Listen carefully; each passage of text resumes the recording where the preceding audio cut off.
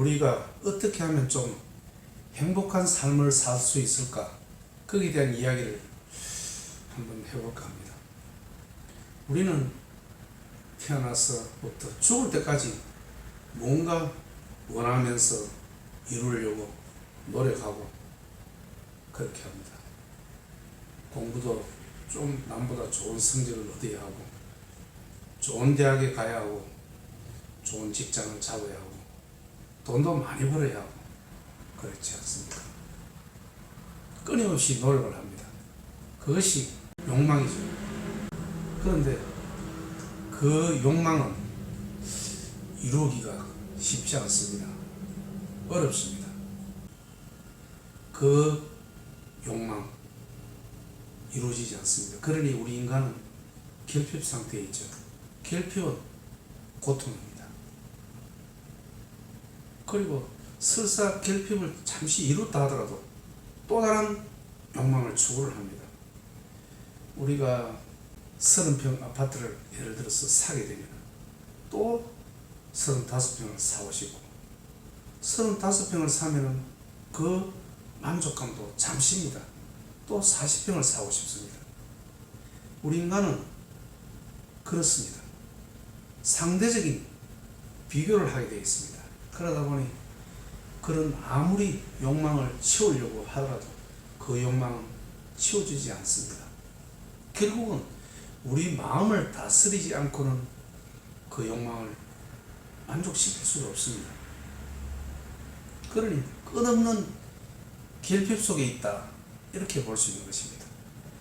결핍이라는 상태는 결국 우리 인간에게 고통을 안겨다 줍니다. 또 설사 어떤 것을 내가 얻었다 하더라도 그 만족감은 아주 짧습니다. 곧 공허함과 근태로움에 빠져듭니다. 그러면 우리 인간은, 욕망은 우리 인간의 근본이기 때문에 욕망을 가지고 있습니다. 이뤄야 합니다. 남보다 좋은 성적을 얻어야 되고, 돈도 더 많이 가져야 하고, 좋은 직장을 구해야 하고, 더 좋은 사람과 결혼도 해야 하고, 그것이 욕망입니다. 이것은 인간의 생존 본능입니다. 이것은 어쩔 수 없습니다. 하지만 그것을 이루기도 하고 못 이루기도 하고, 그러다 보니 인간은 태어나서부터 죽을 때까지 괴로움에 휩싸여 있습니다. 그러면 어떻게 하면 이런 상황 속에서 그래도 행복감을 느끼며 살 수 있을까요? 그것은 어떤 상황을 바라보는 우리 마음에 달려있다, 저는 그렇게 생각합니다. 예를 들어서 제가 이런 이야기를 아실란가 모르겠는데, 아주 옛날에는 그 자전거를 밤에 탈 때 헤드라이트를 켜야 합니다. 그 자전거에 바퀴에 달려있는 헤드라이트 말입니다.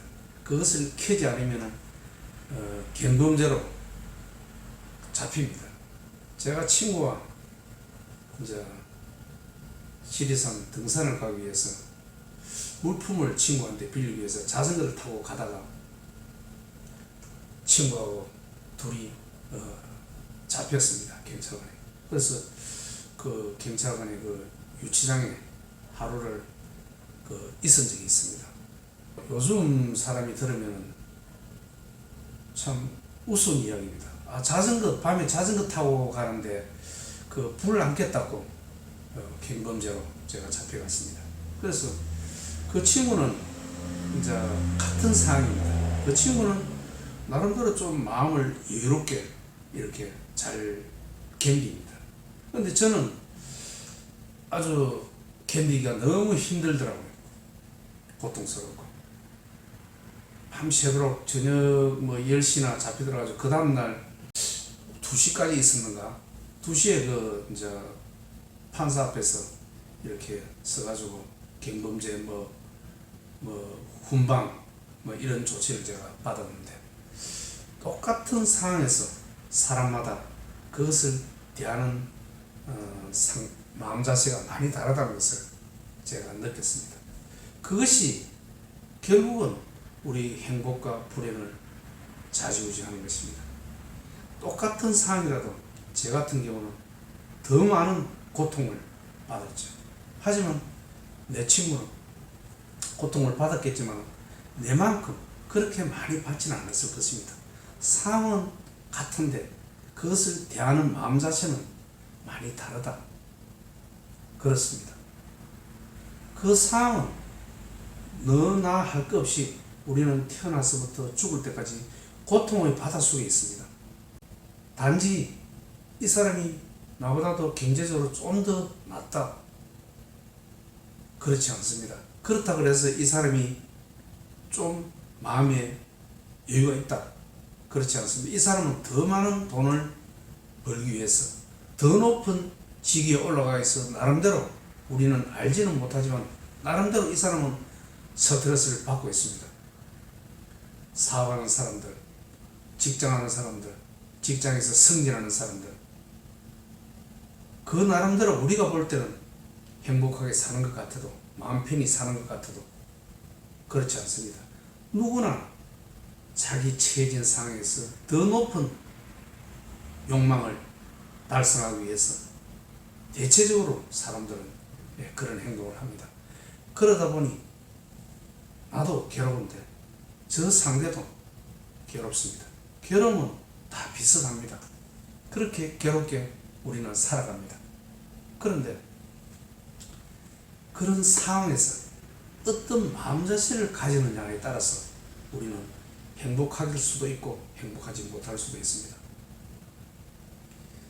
그래서 오히려 재산을 5억 가지고 있는 사람, 10억 가지고 있는 사람, 이런 사람과 이 사람은 재산을 100을 가지는 사람이 있습니다.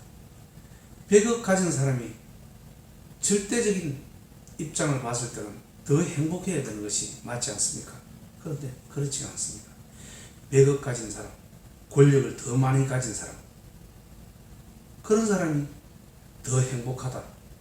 그렇지 않습니다. 지금 우리 TV에서 그런 높은 권력을 가진 사람, 돈 많은 사람, 이런 사람들이 자살하는 경우를 우리가 많이 보지 않습니까?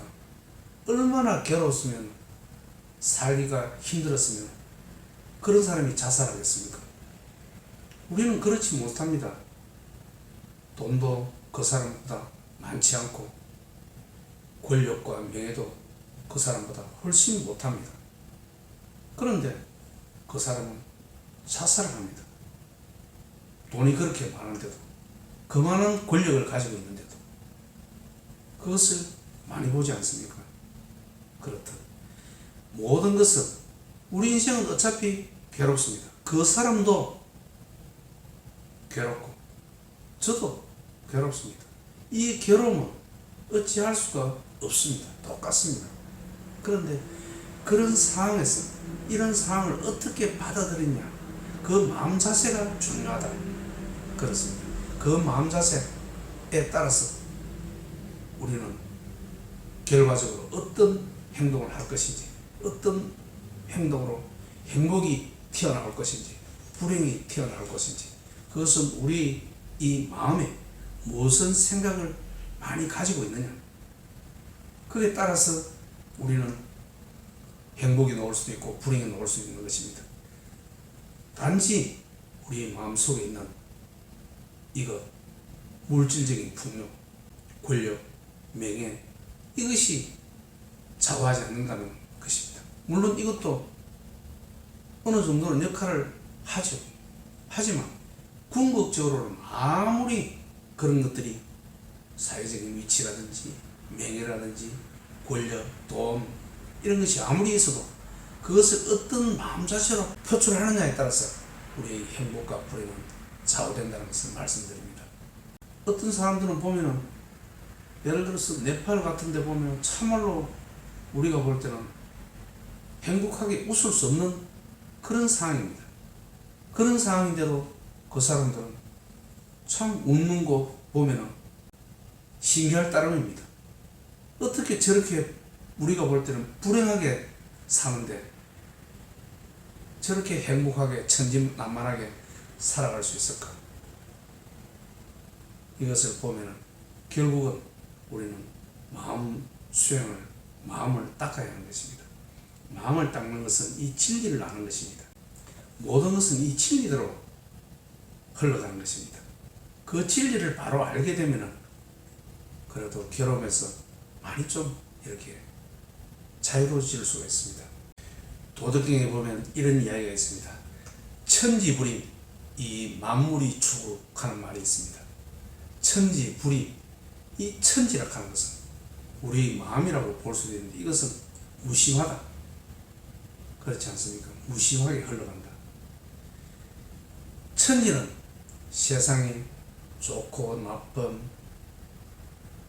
잘함 못함, 이 모든 것에 이러니 말하지 않습니다. 이 넓은 공간 속에서 그냥 천지는 하늘과 땅은 그냥 무심히 바라봅니다. 그런 마음 자세, 또 이 만물이 추구, 이 만물을 천지는 어떻게 보느냐, 추구처럼 본다 이 말입니다. 추구는 뭐냐면 제사할 때 쓰는 도구입니다. 예를 들어서 지방이라고 볼 수도 있죠. 지방 글자 쓰는 것. 이것은 제사를 지낼 때는 우리가 소중하게 이렇게 다룹니다. 10% 만든 개입니다. 추구가 지방이라고 볼 수도 있습니다. 제사할 때는 그것을 소중하게 다루지만 제사가 끝나면 그것은 그냥 불태워 버려버립니다. 가치가 없는 것입니다. 이와 마찬가지는 뜻입니다. 우리가 세상을 살아가면서 필요한 그런 것들, 우리가 세상이 저 인생 후반기에 들어서면 그런 것들, 귀중한 것들, 돈과 권력, 명예 이런 것들은 이 만물이 추구, 만물이 추구처럼 바라본다. 만물을 추구처럼 바라본다. 천지가. 우리도 마땅히 그렇게 해야 하는 것입니다. 그런 마음 자세를 가질 때 우리는 괴로움에서 많이 좀 벗어날 수 있지 않나, 그런 생각을 합니다. 오늘은 여기까지 하겠습니다.